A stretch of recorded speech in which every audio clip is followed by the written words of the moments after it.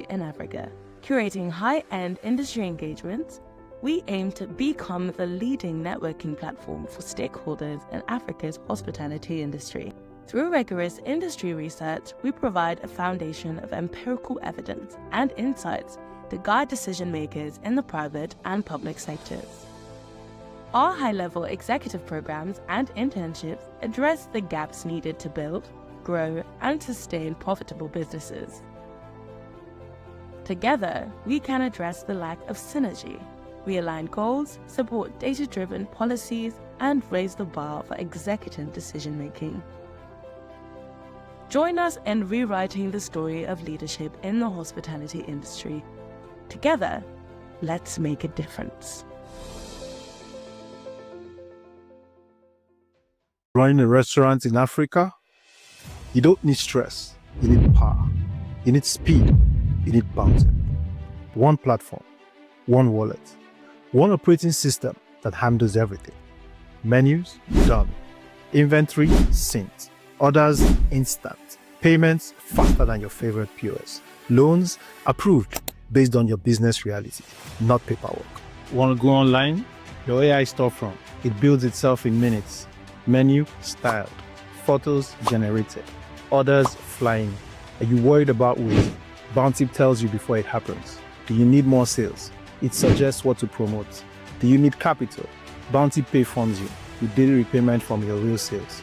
POS, QR, virtual account, wallet, lending, AI. Everything connected, everything seamless, everything bounty. This is not a tool. This is your superpower. Run smarter, grow faster, scale bigger. Bounty, your restaurant growth engine.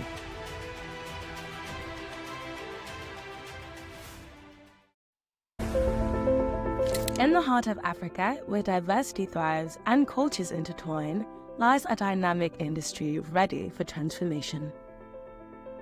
However, our research has revealed critical competency gaps to grow and sustain a viable and competitive hospitality industry. A gap in advisory services that provide strategic solutions to business problems in the hospitality space, and scarce executive-level leadership competencies to drive and grow the hospitality industry. Introducing the Lagos Business School Hospitality Initiative. The LBS Hospitality Initiative is a platform for change, growth, and innovation. Through our 4 main pillars, we are reshaping the landscape of the hospitality industry in Nigeria and Africa.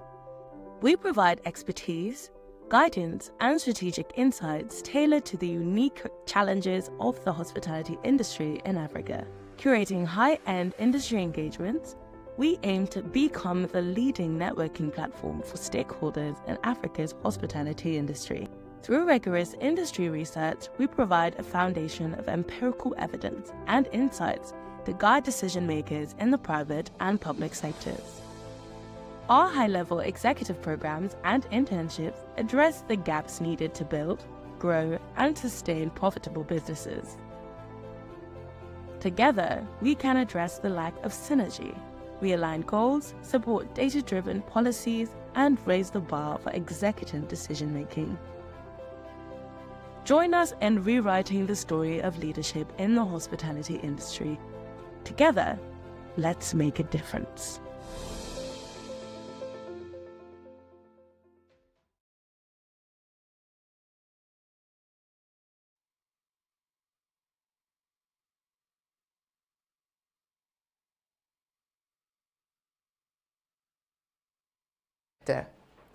My name is Dr. Belinda Wonsu, Academic Director at the Lagos Business School Hospitality Initiative. And today we are hosting this amazing session about digitalization and the food sector. How do the two connect?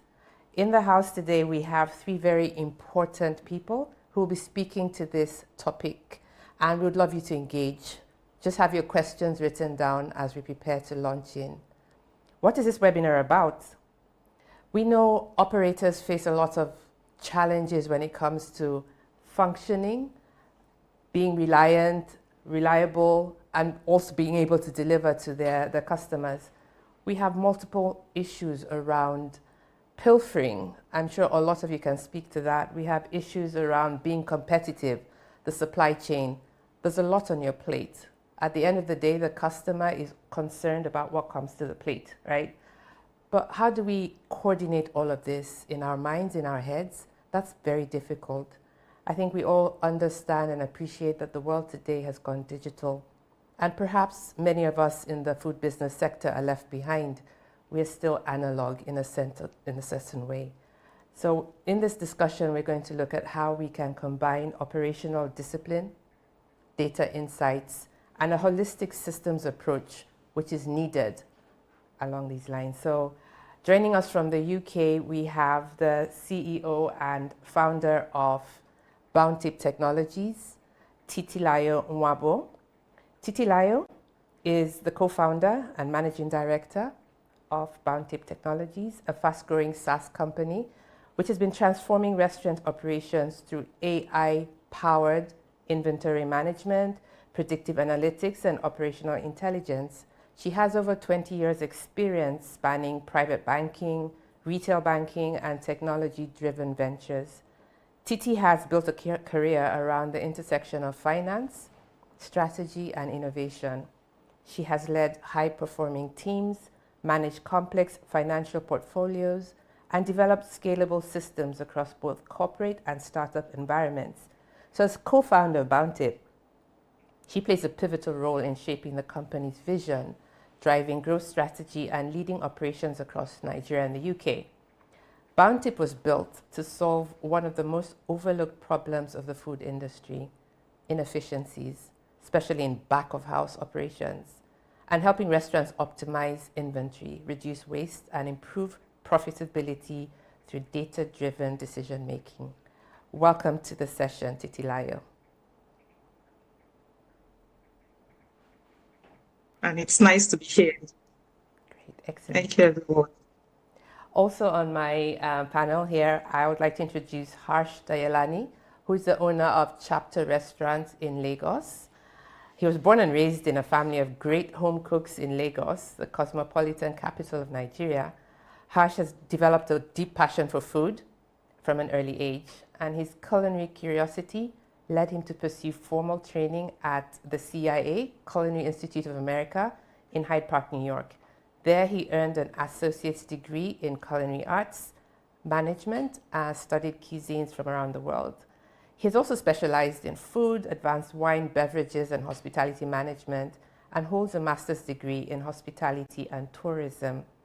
He began his career at the Hyatt as a sous chef, managing large-scale events, private dining experiences, before moving on to consulting for restaurants in New York.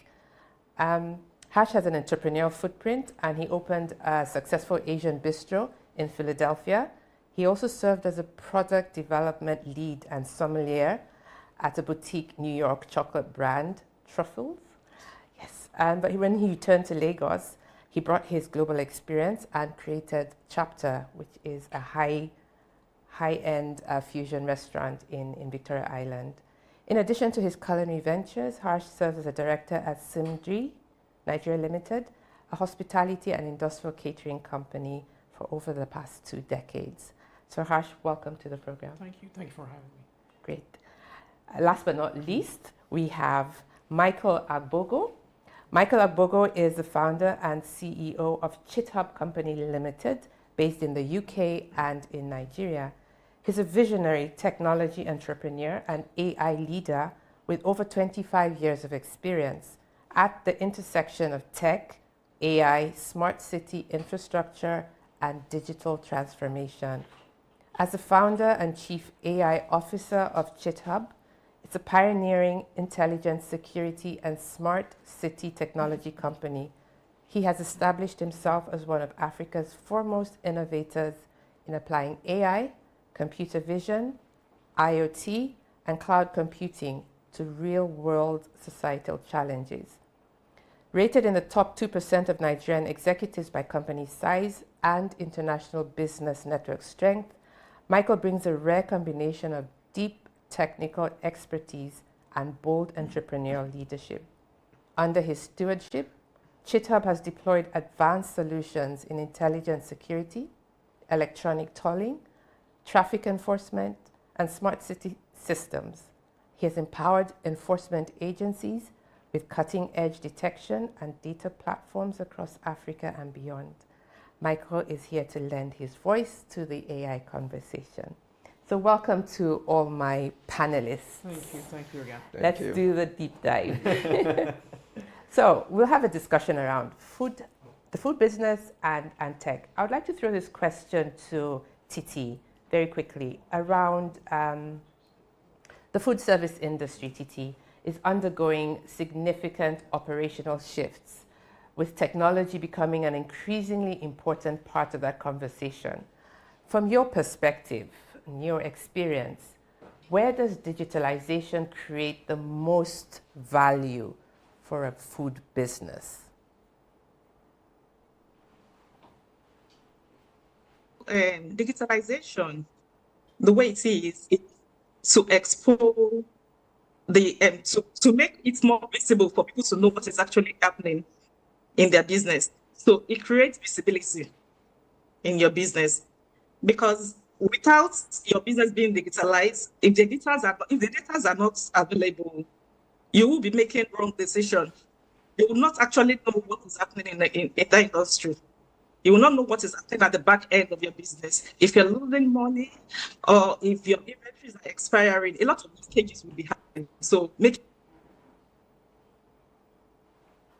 Okay, thank you very much. So if I hear you, Titi, you are actually pointing out the fact that people need something to help them understand the challenges within their space, and that's something you've spoken to. I'll move my question over to Harsh in this.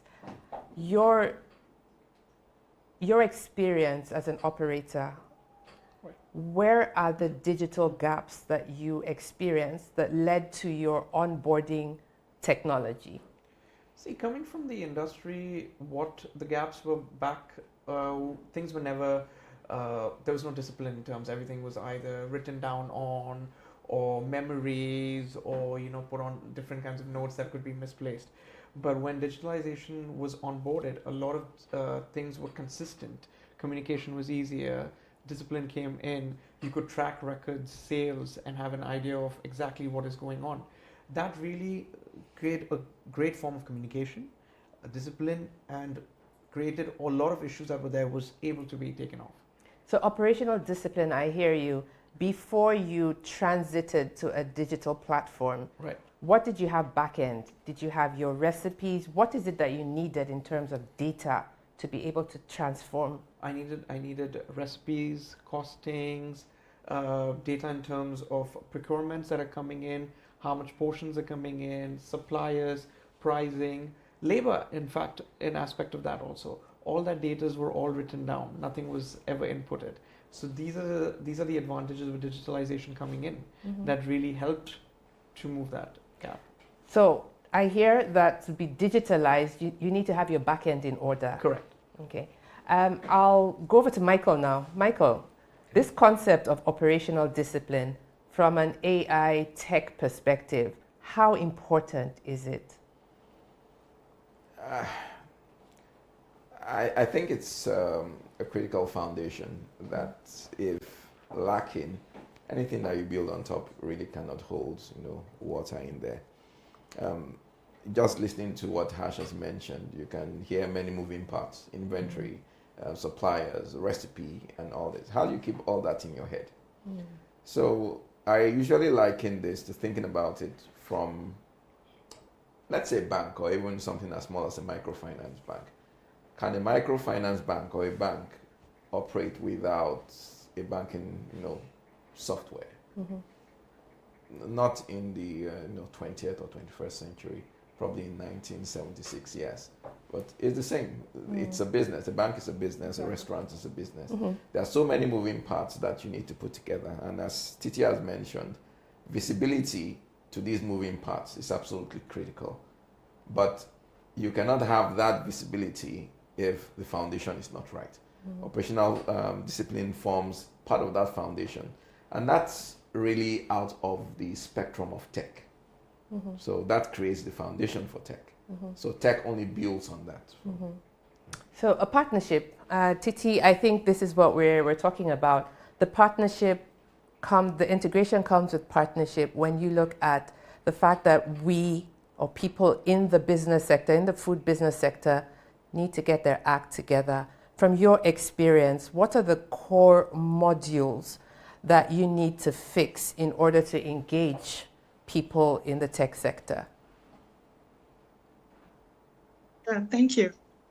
So the core models, I believe people, the operators need to fix for them to engage with the software.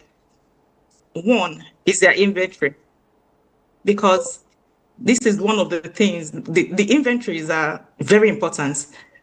Somehow these leakages happen and you do not know that is happening. And at the end of the day, it affects you, you know. Then I also think they should be able to calculate their food costs, because that is what most of the restaurant owners don't have as of today. You keep selling, you do not know the food cost. You do not know the margin. You do not know how much the products you bought today, if inflation has already taken over the products you bought today. So you need to calculate all those. Then also, the other thing that also needs to be fixed is they also need to fix the way they work, because people they prefer to use manual process. The chef is the one that knows the recipe. There's no standardization. The inventory person, the manager is the one that understands the inventory, while the cashier is the one that understands the numbers. All these processes need to be fixed, because at the end of the day, you will just see that you are making the money, the revenue is coming in, but the profitability is actually depleting. Thank you. Thanks. Going back to you, Titi, let's do a deep dive here. When we talk about the food flow starts way back with the receiving, the purchasing, the receiving, the production, the holding, and then finally the service. At what point on this food flow do you think we need to work with technology a bit more? Is it more at the receiving end, or is it in the actual production? Where in the food flow do you think interventions are needed? Then question for, I lost a bit. I'll go back to the question. Hello? All right. Can you hear me? Yes, let me take this to Harsh, all right? When we talk about the food flow, we start predicting all the way from purchasing down to receiving, production, service. At what point do you think technology is more important? We want operators out there who are joining us to understand where they can plug in. Where are the critical areas? Thanks for the question. You'd be surprised that it actually starts from the procurement to the sales. It's needed on every aspect of it. When the supplier comes in, you're putting in the numbers, you're putting in the pricing, you're putting in the weight to consumption. When your inventory or your store is providing the ingredients, that amount, consumption by the chef, portion controls there as well, then the sales taken into consideration, and stock. So it's taken into consideration from the beginning to the end, to every aspect into it. That's where it is. And what does the technology do for you? Tracks it? Will I be able to have inputs? Yeah, of course, tracks it by the end of it. Because a lot of people, like as TJ mentioned, a lot of people end up looking at the revenues. They don't end up looking at the profitability or the the consumption or the stock that's in. That actually plays a higher value based on just the revenue. Revenues are just the final numbers, but what it's taking to get there is what is the final output. So the food business sector, the operation in itself, there's too much focus on revenues, Correct. too little focus on cost control and the rest. Correct. Okay. Correct. So tech will help you to track what's going on at the given moment. I remember in a conversation we were having earlier about how it is possible to see at a glance what the impact of inflation will be on your menu price instead of going through tons and tons of papers. Talk to us about that. Because with the current situation, with prices fluctuating on a daily basis, if things are not analyzed or you're not disciplined enough from previously, you won't be able to track your records. And with price fluctuating happening regularly on daily basis, it's very hard to negotiate with suppliers. Then. So you need to have a final track record to have an understanding before you can place a price on a product, so a customer can pay for it. So those are things that need to be taken into consideration before any final. See, we can just price a product on the menu for X amount, and we're happy with it because we're going to make a margin of it. But does that really cover all your costs? That's what the big question is. Interesting. So we're capturing everything at the same time, and we have visibility of what the changes in the market are having on our menu prices. Great. So now, if I had to think about the process of beginning to digitalize, Michael, what's the infrastructure need on my part? Think of me as an independent operator. I don't belong to a big brand. I want to key into this technology. Where do I start? So it depends. Are you asking from a Bounty SaaS perspective, or generally innovation in your business? Because we normally confuse innovation to mean technology. Innovation is not technology. Technology is an innovation. There was a book I was reading some time back, and then there was a mention there that one of the biggest innovations that we've had in our lifetime is the invention of a textbook. Seems very simplistic. Yes. But that allowed us to be able to spread knowledge, document knowledge, share knowledge over centuries.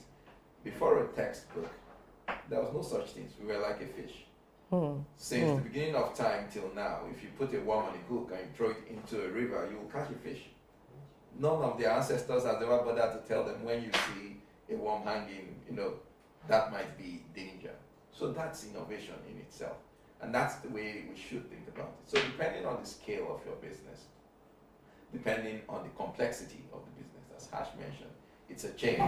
His business is very complex, from procurement, purchasing, whatever. Somebody might have just a small food kiosk that he prepares the food himself. That's not a complex business, but the fundamentals are the same. So in such instances, it's now, first of all, I think the biggest real gap is in the education of the business owner on what's critical to making a business successful in here. We mentioned food cost, right? That's, an input in there. Revenue is important, obviously. And, your fixed cost. Do they know what the fixed cost is? Do they know all that? So I think that's first foundational and fundamental, that will allow them to know what they are looking at when the technology is telling them this. Your food cost has gone up by 5% due to inflation. Do you know what that means? Yeah. In there. Or your revenue is up, but your cost of sales is higher than the revenue. Do you know what that is?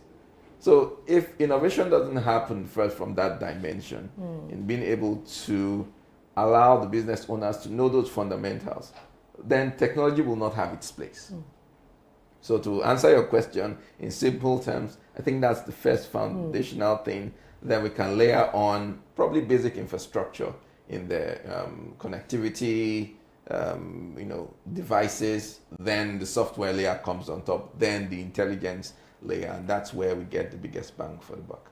So we need to know where we're at in this business. My experience over the last 20 years in the sector has indicated we have a big gap in knowing. A lot of people have homegrown skills. I love cooking, and therefore I open up a business, right, or a restaurant.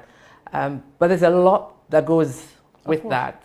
And I think we're reaching a point in the competitive landscape where you need to know what you're doing, or you won't be able to scale or to be sustainable. So speaking along those lines, I'll come back to you, Michael, along those lines of what kind of infrastructure should we be thinking about? We're very, very far from intelligence at this portion of the conversation.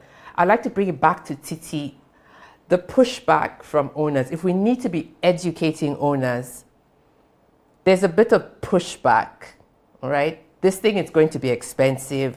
I only know how to cook. What else do I need to know about a business, I think that education in that space, what kind of pushback have you experienced in your time working with owners? There have been a lot of pushback from owners. One of the pushback that we've experienced is resistance to change. People are so much used to their old ways of doing things, the manual processes of doing things. So them changing becomes very, very difficult. Then another pushback that we also get is complexity. People will tell most owners or their workers will say to you, "Are you sure I can use a computer? Where do I start from?" I think the fear is something that also acts as a resistance. Then the structure, the operational structure, the operators are actually using, the way their operations are. This person does this, the other person knows that, the other person is an expert in the other thing. It's not standardized. There's no structure in place. So they're already used to that, their whole way of doing things. So they find it difficult to change. And I know most people also find that difficult to change, Then another thing we've also noticed in speaking with and working with restaurant owners is also the use of disconnected tools. Different tools are being used, and those tools do not come together to give them those informed decisions they need to make. Thank you. What are disconnected tools? Can you drill down for us? Give us examples. Okay, so you have tools, you have like the front end tools, which is just for POS, making payments. Then you have the back end tools where you have, I'm not going to mention names, for accounting purposes. Then you have another tool that would help you with your staffing and HR.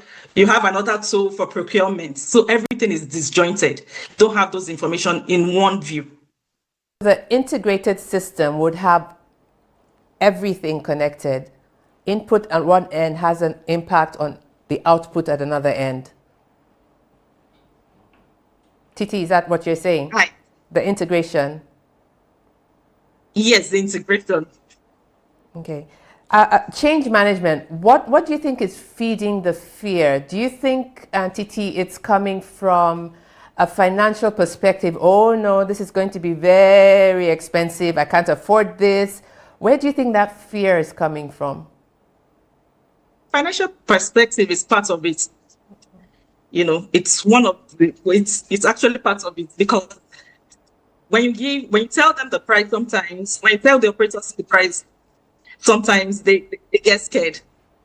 But forgetting that the money they lose from the back end caused by inefficiency is more than what you'll be paying to have a good software that will help you save more.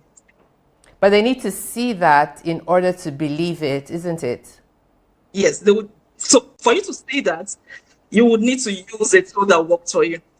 I remember once in class, back in the day when I was in vocational education and training, we had a very simplistic simulation of over-portioning by 50 grams a piece of chicken. You over-portion for 50 grams over a year. And that simulation came to about 3 million naira at the end of the year. If you don't see it, you don't believe it, right? And I think that's one of the ways that we can help operators understand that your blind thinking that you are spending a lot on systems is actually helping you cut down on your losses. Thanks for that. I'll come to you, Harsh, now. Around the conversation of cost-benefit analysis, you're an operator. Right. I'm afraid that if I take on this digital system, I will actually be coughing up a lot, tying in a lot of capital. But I hear it works out in the end. Could you give us a case of how this has worked with you? There was, if I take into consideration, there was once a time that our procurement was fine, but our consumption was higher than the sales. That actually created a red flag before we had anything into the system's place. Your consumption was higher than the sales? Than the sales, yeah. Wow. In terms of cost-wise aspect. Okay. And that kind of created a especially being in the high volume production, that does create kind of a red flag. But when we had everything digitalized and everything on the systems, we actually could find where the leakage of the pilferage was, and that was able to, fix those aspects rather than having them just showing a bigger revenue or just a revenue going on, whereas cost of things are just going higher and higher. So those were the things in terms of that. In terms of the capital investment, a lot of people think that, do you need to invest again into another system, right? But that's the whole point. It basically integrates the entire, all the aspects of the operations into one system, which literally gives you the idea of everything. So from the back of the house to the front of the house, from the accounting aspect, from the store procurement aspect to the suppliers to the labor, everything's all integrated to the one point. So the digitalization basically is taking the chaos away from the business, right? It's bringing everything together. And as mentioned before, if a chef leaves or a manager leaves, all data is already recorded. So anyone who comes in or joins in has an idea of where they left off from, which is very important. Yeah. Sustainability. Exactly. So, and also a bit of succession planning, I think, is locked into a system. So if somebody walks out on me, they don't walk out with the core of my business, right? It's already locked into a system, all right? That works a lot. So, Michael, we talked about getting operational discipline in place, but you mentioned something about intelligence. I'm thinking along the lines of strategic thinking. We're so stuck in the pots and getting food out that we forget the big picture. How does technology support us in thinking more strategically, especially if we want to be competitive? I think I was having a conversation yesterday about, as a leader now, what's your scarcest resource? And the answer always jumps out to be attention. What are you attending to? Because you only have a fixed amount of attention. So as Harsh mentioned, if there's a lot of noise everywhere, your attention will be everywhere. Will you be focused on the key, matrix of the business? We always say that the businesses have different flavors, from hospitality to operating a refinery, blah, blah, blah. They have different flavors, but at its core, they are all the same. You have a product or a service that is sold for revenue. You have a cost that is used to provide that service. And then you probably invested in some infrastructure that you need to either amortize or recover. So those basic elements, are the same. How can we get you to focus on the basic elements without the noise? And I'll give an example. I was at a restaurant yesterday when I flew in, and then I placed an order. After I placed the order, they went in, they came back and told me my order cannot be fulfilled. It's not available. Because they don't have the ingredients, right? So there'll be two sides to this. Okay, I placed the second order based on the ingredients that they were supposed to have. And then they brought me something else from it, right? At the end, two things has happened there. But does the business have any knowledge, one, of these two events that have happened? One, there was something out of stock. There was no accountability and escalation of that accountability. So if the inventory manager did not make, effort to eliminate that, situation, and it wasn't escalated fully upwards, then that's an issue with the business. Meaning the business needs a way to know when things go wrong, and they need to be able to know on time. Secondly, there was a lost profit opportunity, because definitely this would have improved the revenue of the business. Will the business owner ever get this information of what has happened? The answer is no. So how can you make the business better? And that's why what Titi was mentioning, these tools are absolutely critical, especially within the hospitality space. The rate of closures of restaurants, it's astronomically high. If you go to any industry, it's probably one of the highest in the industry. Yeah. People come in with a lot of enthusiasm, based on talent and feelings.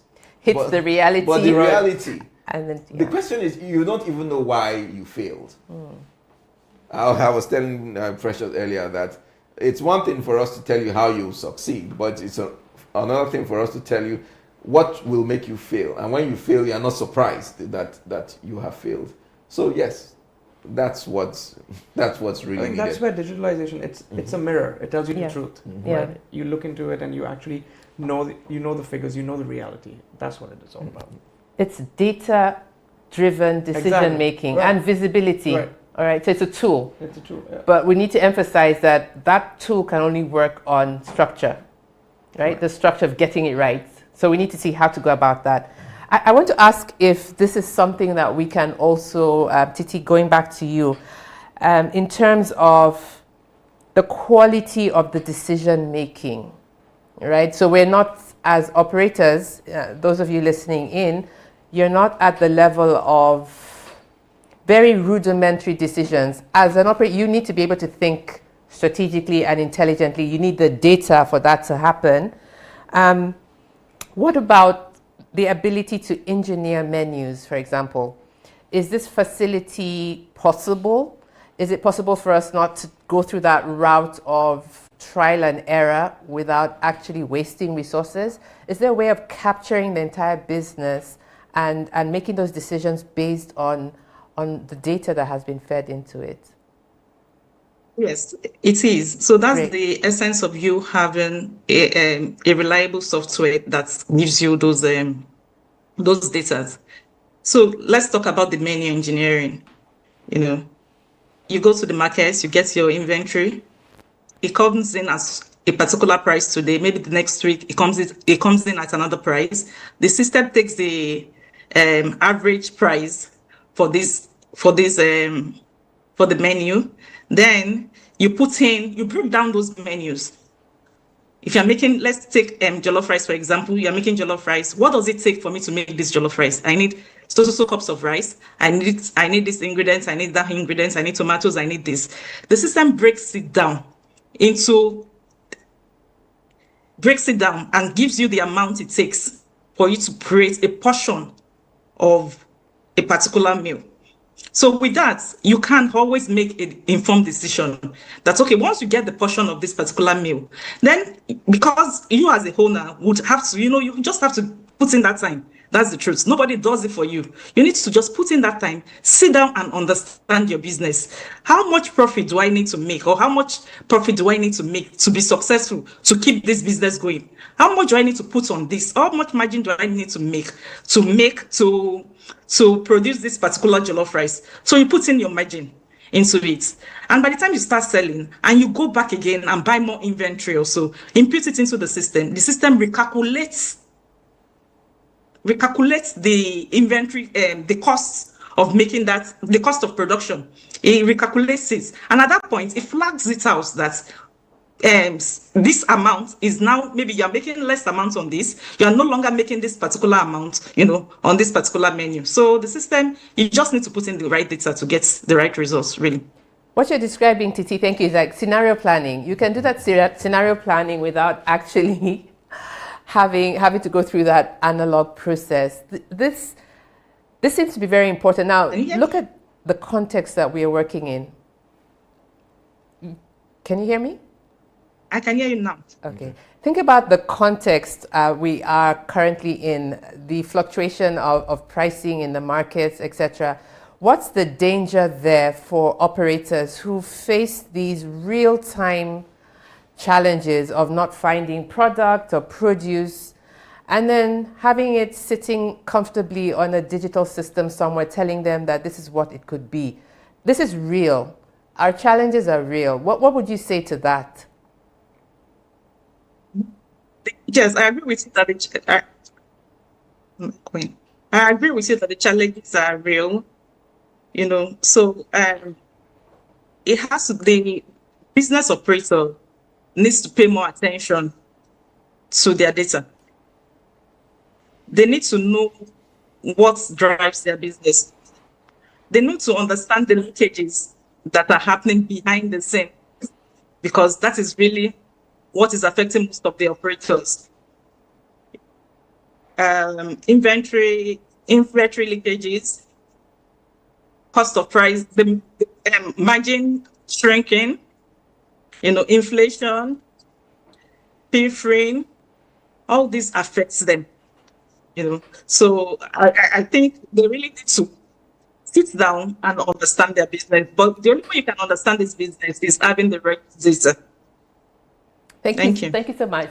And so, Harsh, as an operator, we've heard so much about upskilling ourselves. Operators need to upskill themselves.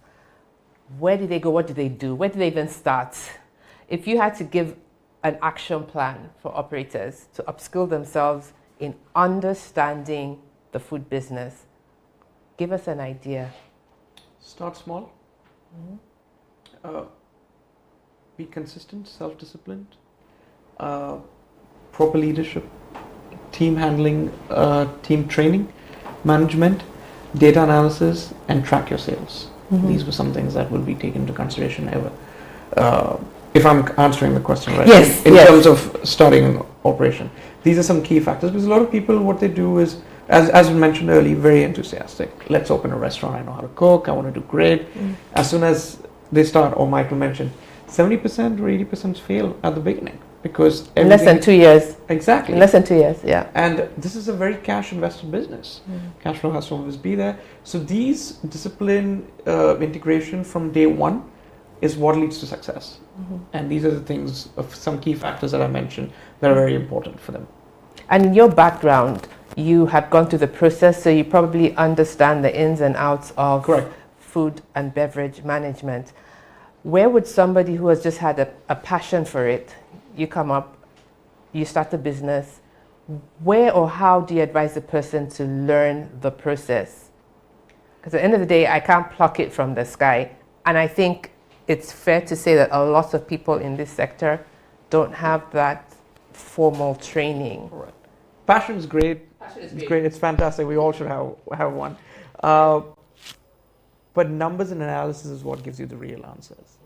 Without that, you don't get results. It's very straightforward. It's not just about talent. It's not only about talent, of course. Creativity and innovation is, of course, very much there. But I believe in something. If there is innovation without discipline, it's chaos. And if there's only discipline and no innovation, it's robotic. So it's very important to make sure from day one. Of course, creativity and innovation and the passion is always there.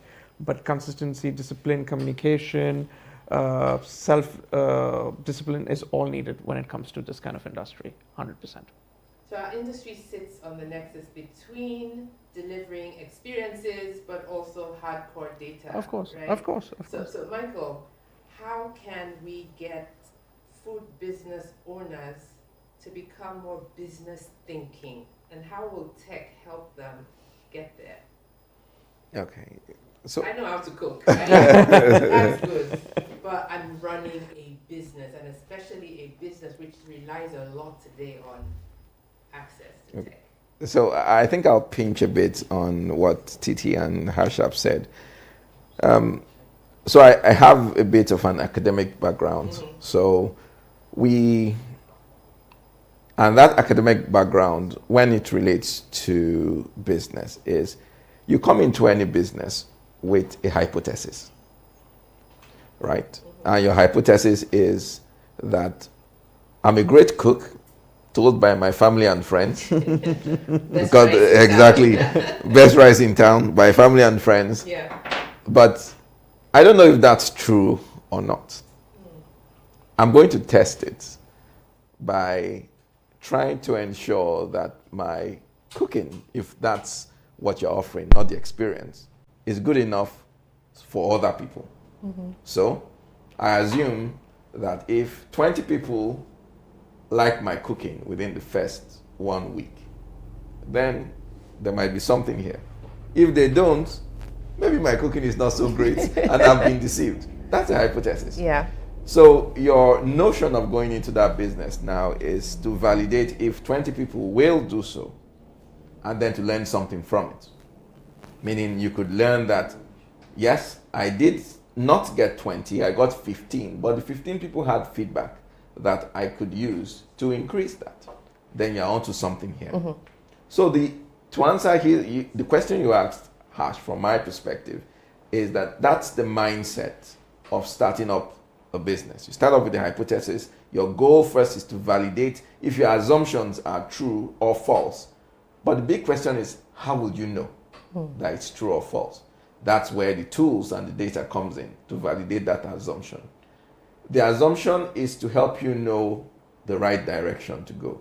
Speed is useless if you're not going in the right direction. People aim for speed, they aim for scale, they aim for this. If you lose 100 naira on every plate that you sell, for instance, without knowing, how many plates do you need to prepare to kill you? You're just killing yourself. But if you did know that I'm losing, 100 naira, you can make adjustments to make sure that probably it's at 0, or I make 100 naira, then I can scale. So it's knowing, it's having a clear understanding of those assumptions that you've made, and then ensuring that the data is telling you to scale, then you now scale. You don't scale before the data tells you to scale, because at the instance, you are running an experiment. Single location, small location. You don't just do, a grand opening. You need to pay back that cost that you are putting in. So yes, technology will help you to know and to validate if you are telling yourself a lie or the truth. Passion is not enough. It's not enough. So where does AI come in with all of this? I think today's digitalization cannot or does not exist without AI. Yes, correct. And AI goes beyond just using specific applications, I don't want to mention any names, but you know what I'm talking about. How does AI feature in all of this? So let me even go, to the work that we are doing with, the Bountip team concerning, AI. Now, you've mentioned that one, there's a gap in knowledge, right? And two, Titi also mentioned that there's, skepticism to change and tool use and all Fear. that. Yeah. So there are two products, and I'll speak about the second one, which is the Bountip Business Analyst. So what that's doing is sitting down behind your data and looking at it instead of you looking at it, and telling you through the channels that you already know what's going on with your business. So imagine as a restaurant owner, if I use that as an example, in the morning, you get a message from Bountip AI and it says, hey, Titi, inflation went up by 5% last week. And then we are still selling our rice at 2,000 naira when our cost has gone to 2,200 naira. We are losing this. And if we continue this way, we are going to run out of business. You need to change the price to at least 2,800 naira. It has done all the thinking for you. All you need to do, just implement. Or it tells you, last week we were out of inventory and we missed 6 orders because this did not happen and that happened. You need to tell them to do this. That's where AI comes in, to become your business assistant that is looking at that data and giving you summary and also the actions to take and following up on you to make sure those actions happen. And this is not happening that you need to log into a system or to run a report. It's right in your face. It's telling you this straight up. Is this the space of the agentic AI that we're talking about? Correct. I'm afraid, thinking if business operators are not at the point where they are intelligent enough to understand the business, and we have an AI agent that is supporting us, could we be losing out somewhere? I don't think it's the other way around, meaning it's going to tell you you're not intelligent enough. So I'll tell you exactly what you need to do. Your gaps. Exactly. And Yeah. then continuously prompt you on that. The bottom line is, we always say that you cannot wake up someone that is pretending to be sleeping. Yeah. So you can't be pretending to be sleeping. They need to tell you the truth, because business is not child's play. If you don't do the right things, definitely you would go down. It's not forgiving, and you need to be at that space of mind to actually run a business. This is powerful. We're running out of time, but we have so many more questions to ask. Thanks, Michael. So picking up on that, when we talk about organizations, do we have to be big in order to think digital? Titi, this is, I think, what we've spoken to. There's fear, the financial implications, but Is it possible that we could start small, even in this particular intervention? Could we start small wherever we're at? We could be an online food vendor. We could be a mom and pop shop. Is this something that belongs to that conversation? Or are we looking at the bigger, more scaled organizations? So for me, I would say, sorry, please, can you mute? For me, I would say that you don't need to, you can actually start small because that would help you grow. You know, you don't need to be big before you have a tool that works for you. So starting small would help you see what you would not see really in the real sense, to see what you're not actually, you would be able to see what is happening behind the scene really. And it will help you. Because at the end of the day, it's not all about, you know, the revenue you're getting. What about the losses that you're making behind the scene? If you can keep that losses, if you can safeguard, you know, keep yourself from making such losses, then you have that opportunity to grow. So I would encourage everybody in that sector, you know, to use a tool that would work. And then, you know, of course, I will recommend my tool. Thank you. So we're looking at, I think, just to bring this conversation to a close so that we can move on to other sections of this webinar. I have spreadsheets, I have POS systems, I have people, I have cash registers in some cases. All right, we're bringing it all together in what I would call a business intelligence structure, infrastructure. So, Michael, you've talked about basic infrastructure that would need. So what do I need to put in place? I think I'm talking about now the physical in terms, what would I need physically in order to make this run? How would that be? What would that look like? That will depend on your size and complexity. Like you mentioned, if you are a small business, you cook from home, your mobile phone is all you need. We can have all of this on a mobile phone. On your mobile phone. You just need data. More than that. You don't actually need data if it's running on your phone, except you want it to sync and access it from somewhere else on your phone. Your phone is all you need. If you have a single location, internet is not a problem. Everything can run within your local system. So in that case, you might just need probably your phone, one cash register, as you mentioned, and that's it. But if you're like harsh operation that's massive, a lot of places, then obviously the internet now comes to play because you want to be able to see all those locations from different places. So it varies depending on the size and complexity of your business. But the good thing is, on one hand, you have a lot of people are skeptical because of infrastructure challenges, internet and all that. But the system run offline. They sync when there's internet, So yes, you can walk around that. Okay. So in summary, small, a mobile phone is okay. Very large, internet can be solved. So there's really no excuse while in what year are we in now? 2026. 2026. You're not connected. You're not. It will be surprising. Okay, so no excuses, right? No excuses, no. I think the elephant in the room, Harsh, has to be people, talent. Right. Where does talent fit into all of this? Especially we're in an industry and a sector where talent is very mobile. Yeah. Turnover very high. How has that been for you in terms of digitalization and the talent available and talent within your business? I think talent also comes in a lot of motivation, a lot of training, a lot of discipline. Like if you notice in the entire webinar, I've been using the word discipline a lot because without discipline within, which is if it's not included within the staff, you'll never have your results.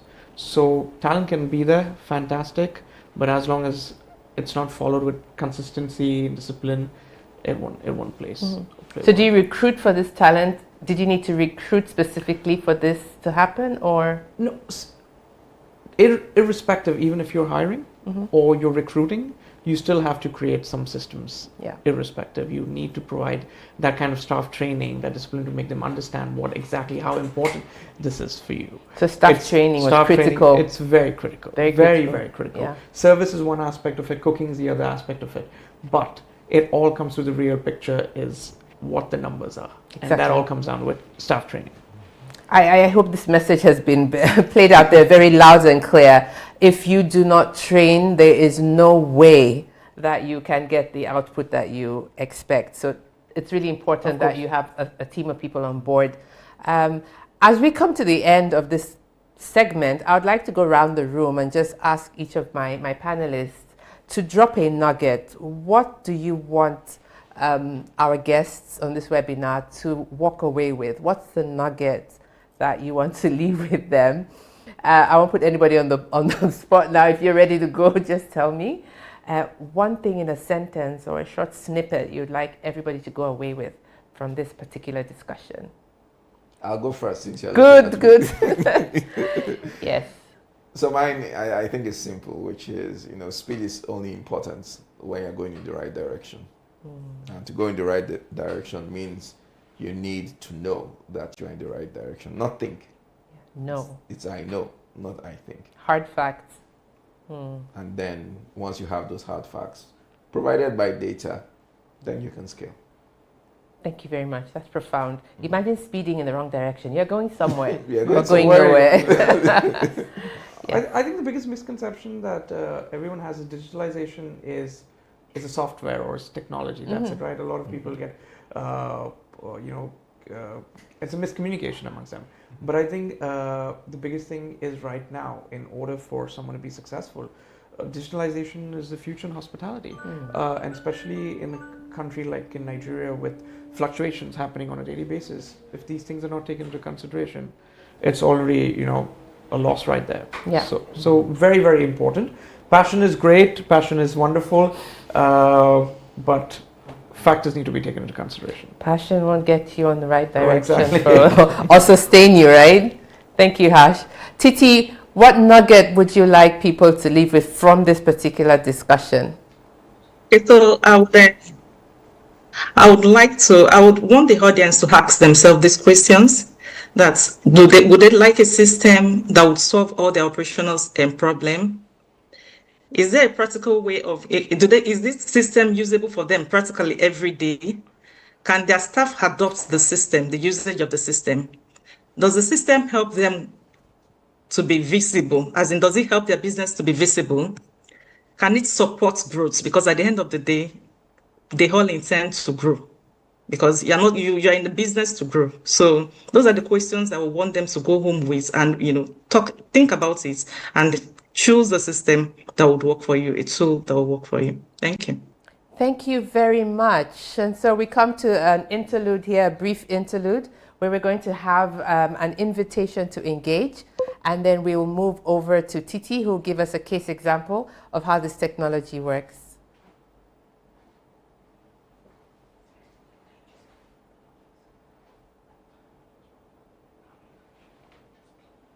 Running a restaurant in Africa, we're going to have a brief you don't need interlude now stress. and then come back with You need speed. with you, You Titi. need We're going bounty. to have a One brief platform, session with you one and wallet, talk about the one bounty operating system technology. that handles everything.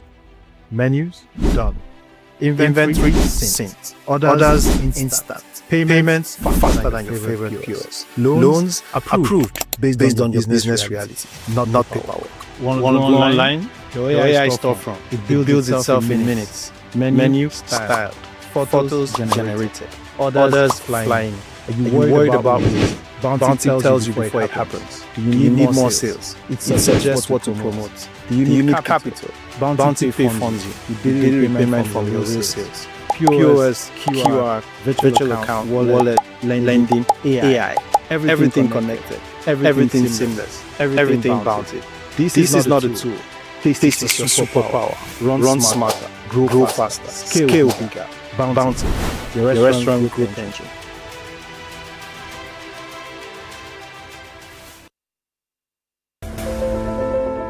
In the heart of Africa, where diversity thrives and cultures intertwine, lies a dynamic industry ready for transformation.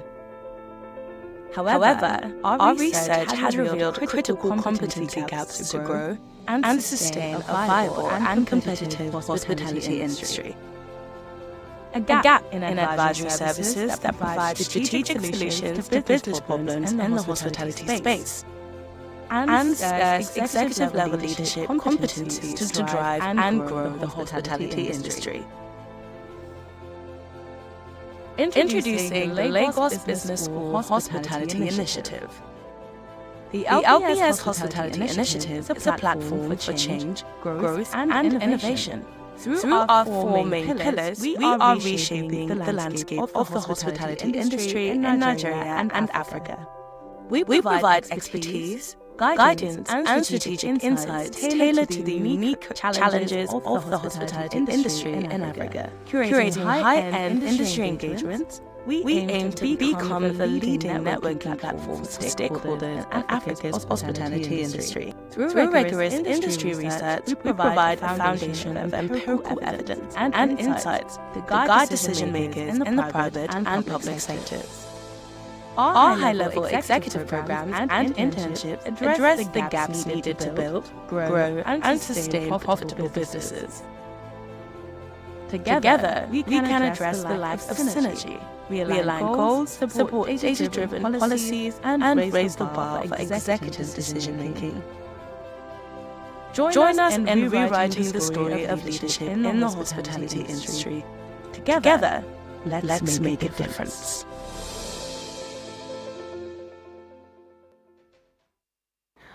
Okay, good afternoon. We're in the afternoon now. Good afternoon, everyone.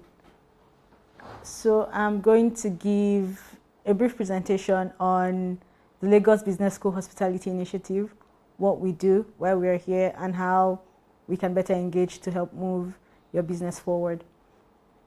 So basically, we have four major pillars: advisory services, industry engagement initiatives, capacity building, and research. And what do we mean by that? For advisory services, it's basically trying to help your business stand out in the market. So solutions around talent and leadership, USP development, diagnostic reviews.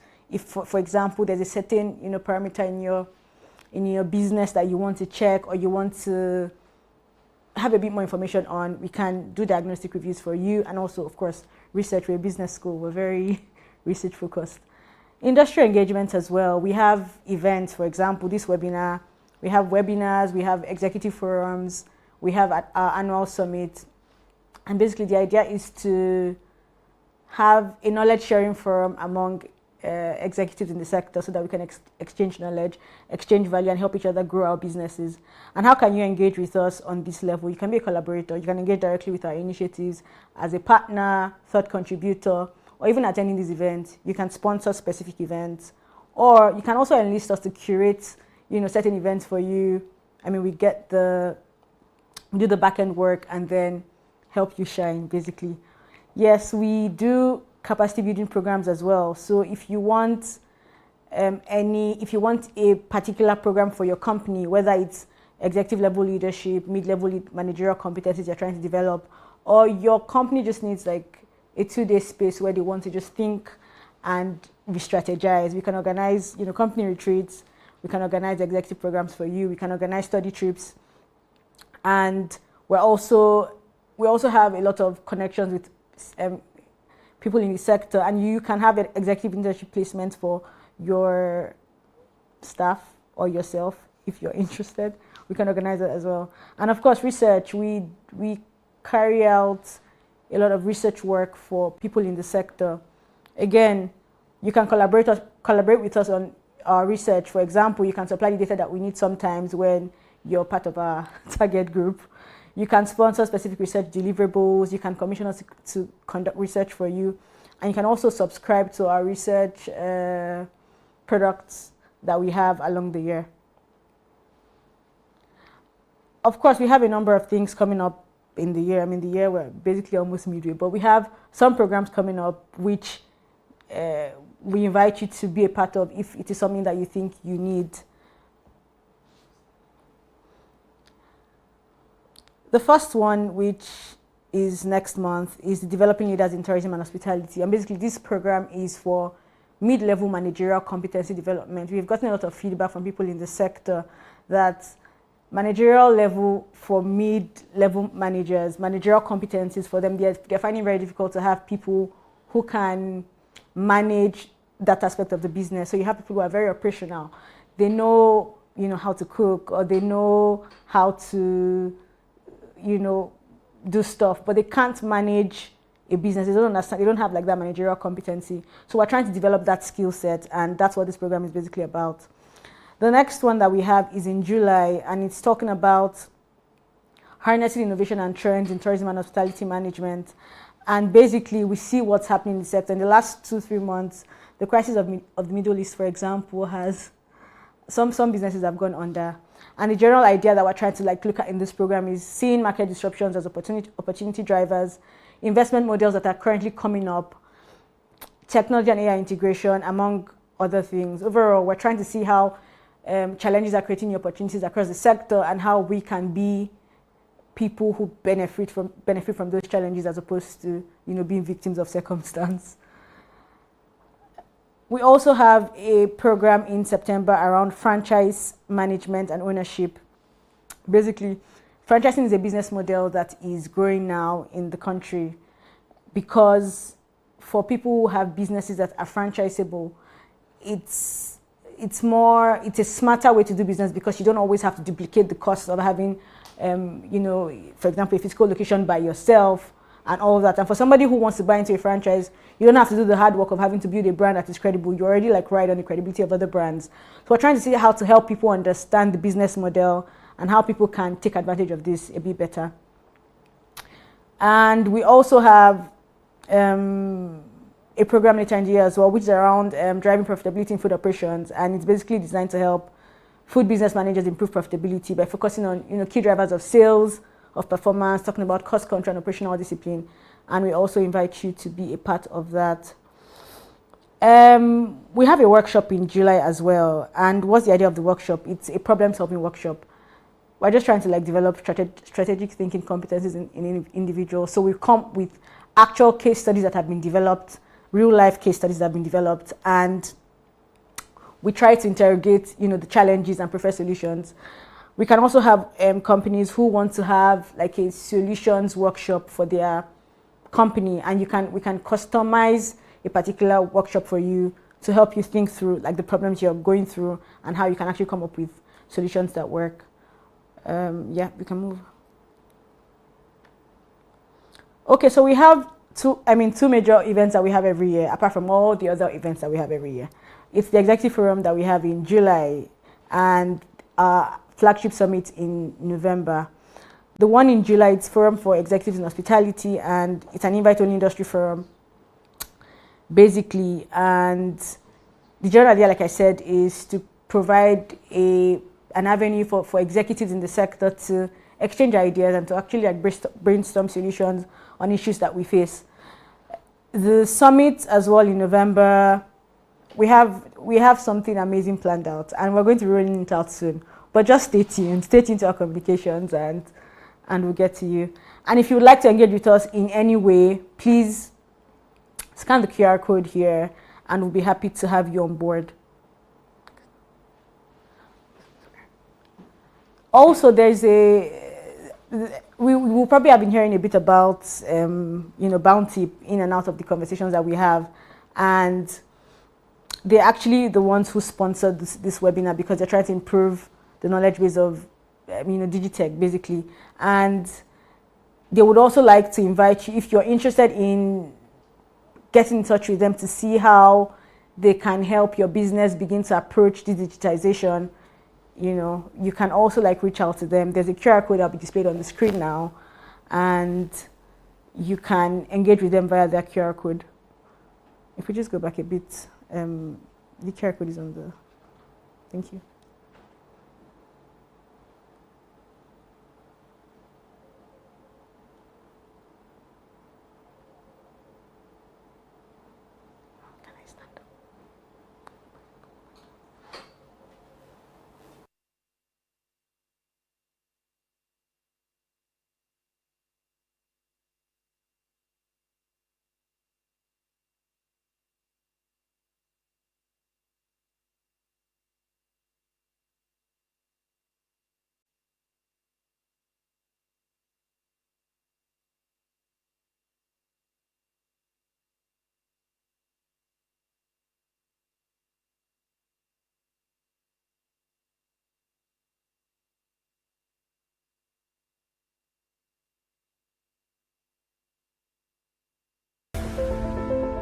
In the heart of Africa, where diversity thrives and cultures intertwine, lies a dynamic industry ready for transformation.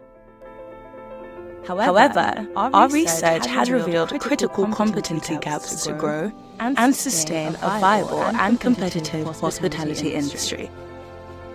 A gap in advisory services that provide strategic solutions to business problems in the hospitality space, and scarce executive-level leadership competencies to drive and grow the hospitality industry. Introducing the Lagos Business School Hospitality Initiative. The LBS Hospitality Initiative is a platform for change, growth, and innovation. Through our four main pillars, we are reshaping the landscape of the hospitality industry in Nigeria and Africa.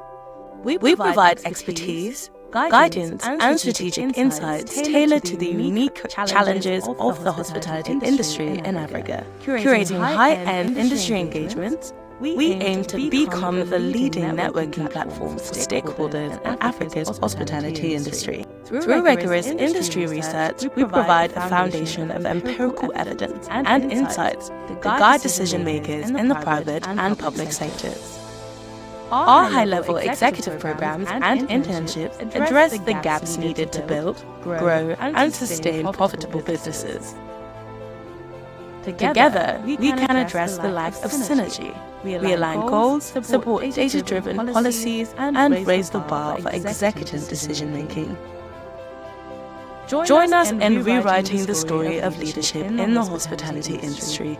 Together, let's make a difference. Running a restaurant in Africa, you don't need stress. You need power. You need speed. You need bounty. One platform, one wallet, one operating system that handles everything. Menus done. Inventory synced. Orders instant. Payments faster than your favorite POS. Loans approved based on your business reality, not paperwork. One online, your AI storefront. It builds itself in minutes. Menu styled. Photos generated. Orders flying. Are you worried about waiting? Bounty tells you before it happens. Do you need more sales? It suggests what to promote. Do you need capital? Bounty funds you. You daily payment from your sales. POS, QR, virtual account, wallet, lending, AI. Everything connected. Everything seamless. Everything bounty. This is not a tool. This is your superpower. Run smarter. Grow faster. Scale bigger. Bounty. Your restaurant growth engine.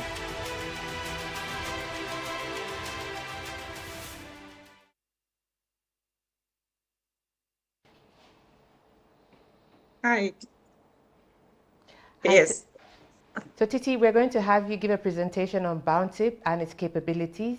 So I pass the mic on to you. Thank you. Okay, thank you, Doctor. Yeah. So Bountip started off as a restaurant management software some years ago, but right now we've gone past that. We are now an intelligence platform built for restaurants, bakery, food businesses to help them reduce waste, control their costs, and improve their inventory visibility. And in the long run, make them, operate better, more efficiency in the software system, in their system. So let me start by talking about what we do as of today. We address both the front and the back end operations of the food businesses. So the front has to do with the POSs. We have the inventory. We have the POS where you make your sales. See your revenue, the visibility into what you're selling. Then we have the back end that talks about the kitchen management. How do you know the efficiency that happens in the kitchen? How efficient is your kitchen? How many hours does it take your kitchen staff to prepare a meal? How long does a meal stays? How do you calculate the time efficiency of the kitchen? What happens in your store? How are the inventory being used? How is it being depleted? At what point does it come in? At what cost does it go for? Those are the things Bountip helps you to do. So I'm going to give us like a success story here of someone, one of our restaurants that, got into Bountip, but at the point at which they came in, they were almost at the verge of closing down before we met them. Yeah. So the restaurant is based in Port Harcourt. Yeah. Someone introduced us to this particular restaurant. The sales were there. People were coming into them to buy things. The revenue was actually coming in, but then they couldn't account for anything. There was no visibility into the system. So we kept talking. We came together. We discussed what was happening. So what we realized that was happening there was more of visibility issue. They had visibility problem. They couldn't track their stock. Their margins were shrinking. Sales were coming in, but not everything was being, the owners cannot see everything, just the system wasn't working well for them. So we introduced Bountip to them. We don't just introduce Bountip, just, introducing the software to you and leaving you to it. No, we handheld them. We came in there, we handheld them, got our people to help them with their stock counting. We worked practically with them to see what was happening in the system, to see what was happening in the restaurants. And, at the end of the day, things changed. A lot of things changed. Visibility became their normal norm. The discipline was there also, because without discipline, the technology would just be there. The people were ready to use, they were ready to do better. They were ready to, to adopt a system that works for them. They were ready to adopt a system that works for them. So we realized that, at the end of the day, they were able to track a lot of things. Businesses started growing. From just one location, they opened multiple locations within that environment. They had just one location. We realized that, before you know it, the VIP section was opened, another location was opened, and everything started coming up. Not because, the reason why we have this has to do with, it's not because, it's not because the system, it's not because they were not making it, the visibility was happened that helped them. It was just the visibility, because they were able to track things that they were not tracking before now. They were able to see it, they were able to track it, they were able to work better, make good decisions and use a system that gives them those data, because at the end of the day, data is what they need. They could make data-driven decisions. So I would like us, as operators, to think about our business, and look for a solution. As hers, we are here to help. Bountip is here to work with you. We are here to partner with you. We are here to support you. We are here to help you grow. We would work together. We are more like a family. I call it like a family business now, because we don't just work with you just as a partner. We work with you as a family. We want to see you grow. We want to see the numbers grow. We want to see the revenue coming. We want to see your inventory being tracked. We want to see your waste. A lot of things go through waste. Preparation waste takes over 45% of accounts for 45%. Preparation waste is there. We have waste that comes from spoilage. We have a lot of waste. So all those things needs to be monitored. By the time you monitor it, you will realize that a lot of money that is being wasted, that is going through all these things that we do not check, will be kept and will help increase your profitability. Thank you.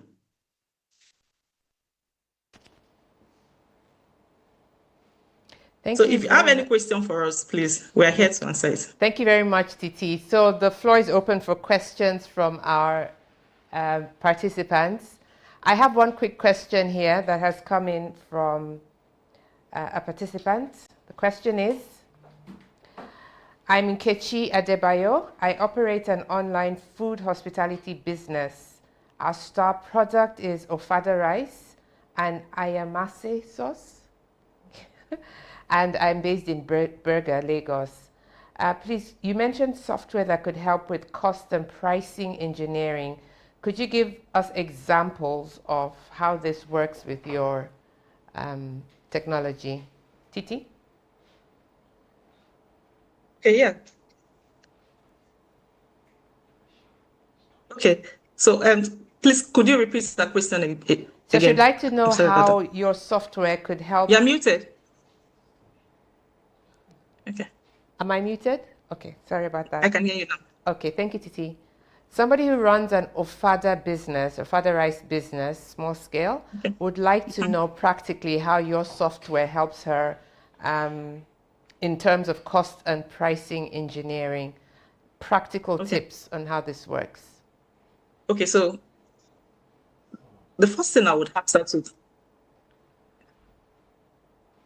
the first thing I would ask her to do as a small business, how does she get her inventory? She needs to put in that data of, okay, as of today, this is the amount of inventory I've bought, the Ofada rice I have in stock.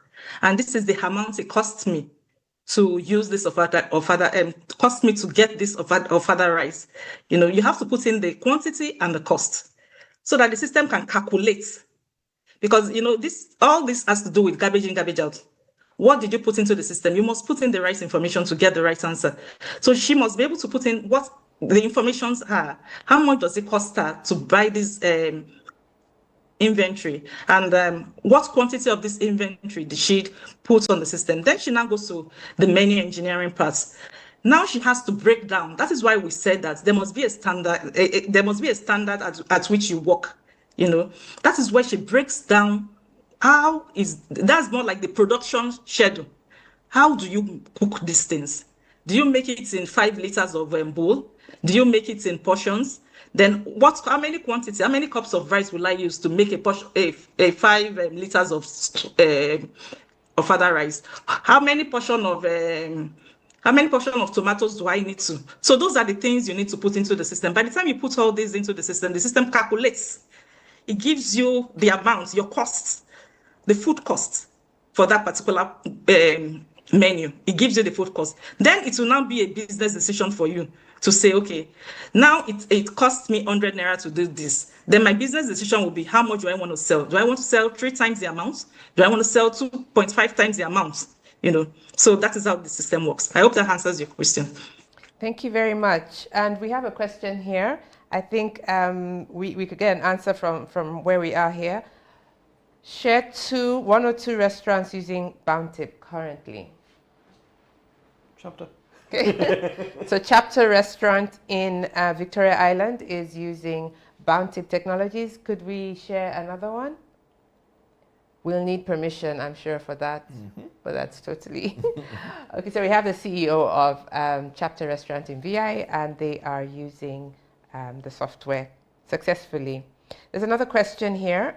I run a bakery and damages, visibility, and sales is our issue. I need a contact to continue with the conversation. Yeah, all right, okay, right. So we have something very specific. Could we speak to that, Harsh? Damages, visibility, is that something that's captured? I'm thinking spoilage here. Spoilage and pilferage would be more of that. Yeah. I wouldn't call damage visibility. Yeah. Visibility, yes, comes in with spoilage in terms of if supplies have come, if things have not been stored in the right way, and after a while, if that does come under spoilage, and that comes under loss, that comes under inventory, which is again recorded, and then that gives you the cost towards the end. So it is captured. Captured. Captured. Great. Yeah. We have another question here. How do you convert a sales point from cash collection to a more digital reception, especially considering a rural location? This is a bakery. Is that something you can speak to, Michael? Let me get the question again. So how can you convert from a cash sales point to a more digital reception, especially considering that you are in a rural location? So So we're if you moving were from in a cashless, rural- yeah. I would think that rural is more cash than cashless. But to answer the question, I think the software takes in all forms of payment channels that you can think about. Whether you're collecting cash, you're using a POS, it's online payment, it's based on credit, whatever business payment channel your organization uses, already available in there. So I don't know what rural means to him. Exactly. What does rural mean? I mean, you get your, Any of the channels, Yeah. yes, that's already available to do so.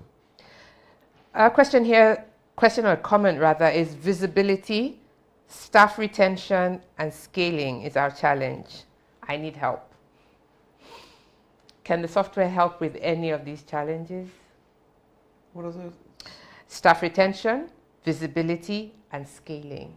Definitely on visibility and scaling. Visibility and scaling, yes. Definitely. For staff retention, the comment I'll make is, where does the knowledge of a business lie? Does it lie in the heads of people, or it lies in your systems, processes, and all that? And that's what the software helps you to do. So if your menus lie on the system, chefs will come and chefs will go. The menu will remain. But the core remains. It always remains. The knowledge of the business must always be in your systems and your processes. SOPs has to be followed. Recipes have to be followed. First, let's move back a bit. Recipes have to be created. You can't cook from your head. Of course. It won't work. So we're moving from Tell the that head to the reality. the reality. People cook from their head. People and cook that's- from their head. In the business, you cannot, and it Right. won't work. It does not work. So there's a difference between a hobby and a business. So I think people confuse both of them together and they try to run a business like a hobby, and that's why you have these issues. So the simple answer is yes to those three questions. Yeah. Two, a very strong yes. One is it enables that for you to be able to have that retention, having your business more systemized. Of course. And I need help. I think Titi's number is the Yes. helpline. Yeah. So that will be shared and Fantastic. And the QR code, I think it was put up, and then we. Yeah, Harsh, you wanted to say No, something? please. Okay, good. Another question. The questions are rolling in. This means I must know every detail about my restaurant. Yes. I am an owner. I don't know how to cook. So how do I go about this? I don't know if this software will help us with learning how to cook. I mean, that one is a far stretch, right? TT, take note. We could have a plug-in on this is how to cook. and to add to that, It's or to something we'll answer be that thinking about. question is, We'll think about that. you don't need to know every detail. You need to know the important details. And I think that's where we said, attention. The tool drives your attention to the most critical bits of your system. Let me call it business. The critical bits of your system. Example of the instance I mentioned during the conversation. So, as a business owner, do you need to know when every item's inventory becomes low? The answer is no, because you've employed someone to worry about that. But you need to know when no action is taken about it. So what are the things you need to know? The things that people are accountable for when the system or the process is broken, not the event in itself. And when people concern themselves with the individual event, then your focus is scattered everywhere. But we help you to narrow down to those things that are critical for you to be able to run a successful business, not all the noise. So we separate the noise from the actual signals. Great. We have a question here about food wastage. I'll come to you, Titi, with that question, and Harsh, I'd like you to take it up from there. Can you expand how food waste management works with the Bountip system? Yes. Okay. So for the food waste model, this is how it works. When you're preparing your menu, you have a section where you put in your menu. You should have accounted for a portion of it that would go to waste, really. Because assuming, let me use like a jollof rice as an example. A part of it will get burnt. So you should know, you should calculate that, put that into consideration when you're preparing the whole menu management, the recipe management itself. So part of that goes to waste. So let's assume that at the point of sales, let's look at it from the point of sale. You sell like 20 portions of that, and you've already taken maybe 0.001 as a percentage. Of course, it will calculate the waste underneath that. It will calculate that waste there. Then we have, at the point of inventory, putting in your inventory, there are expiring dates to some of this inventory.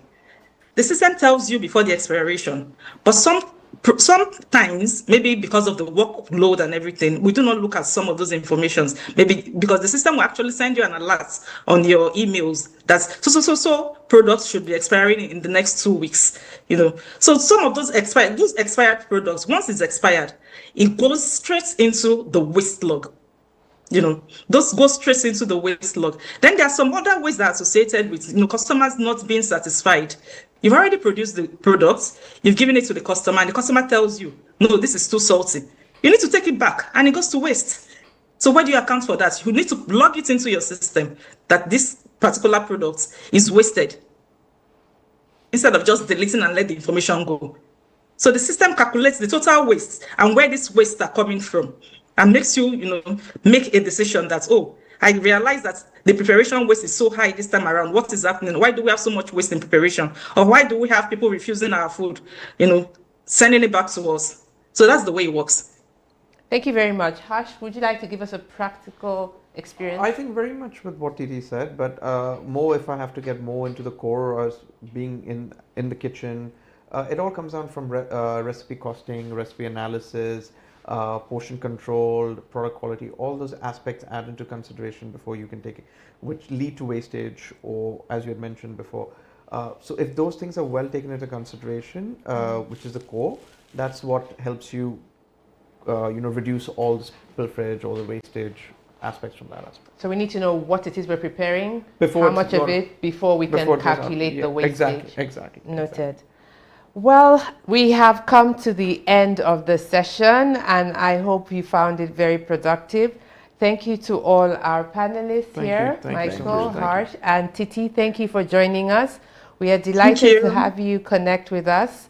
We have shared the contact details for Bountip Technologies and the Lagos Business School Hospitality Initiative. Together, we're going to build and structure this industry that has, for a very long time, been without this kind of strategic thinking. Thank you very much, and I wish you all a wonderful day. Bye-bye. Thank you. Thank you. Thank you, everyone. Thank you.